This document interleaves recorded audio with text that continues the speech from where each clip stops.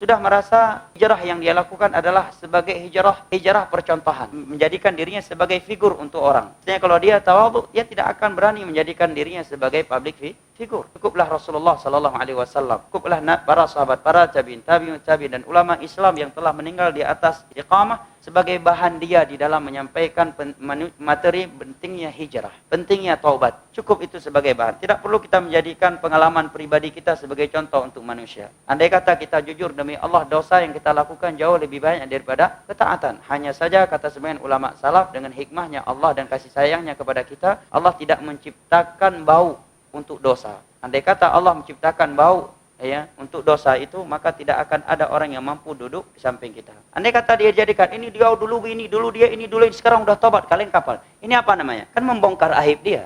Yang mana mungkin sebagian hadirin nggak tahu dia sebelumnya artis, nggak tahu dia sebelumnya napi, sekarang jadi tahu. Itu namanya penghinaan. Karena dia cinta popularitas, malah senang digitukan. Mestinya dia malu. Mungkin sebagian hadirin nggak tahu dia artis sebelumnya, nggak tahu dia orang yang membongkar auratnya, nggak tahu dia preman, dibongkar oleh seorang ustadz, jadi tahu sebagian orang lain. Sampai disebutkan oleh guru kami Syekh Ahmad Syamlan di Yaman, ada sebuah jamaah namanya Jama'atu Da'wah kalau di Yaman namanya. Kalau di sini masyhur namanya Al-Hasil namanya. Jadi ada seorang preman besar, jika saya tak salah ingat boleh sebutkan dari Dubai. Begitu dia tobat, bergabunglah dengan jamaah ini. Setiap dakwah, khuruj dakwah, dia dibawa dan dijadikan sebagai bahan contoh untuk tobat. Setiap ustaz dia berceramah tentang pentingnya tobat, segera kembali kepada Allah, dia selalu dijadikan sebagai contoh. Ini orang dulu adalah orang yang sangat jahat, dia pemabuk, dia ini, sekarang udah bertobat, coba lihat ini.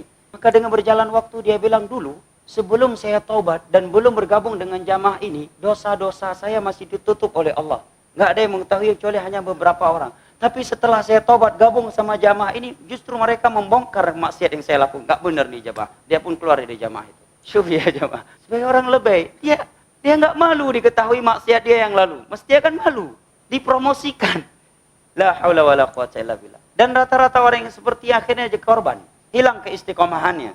Dan dia orang yang seperti ini, na'udzubillah, kalau sampai syaitan mempermainkannya, akhirnya dia merasa dia ini udah jadi ustaz. Begitu ada pelajaran yang dari bawah, dia nggak akan mau ikut lagi. Nggak mungkin lagi dia mau ikut belajar Iqra, belajar bahasa Arab dari nol, belajar tajwid dari nol. Kadang merasa udah jadi ustaz, dipanggil sana keluar masuk televisi. Saya punya masa, kamu punya masa. Saya laki-laki, lo juga laki-laki.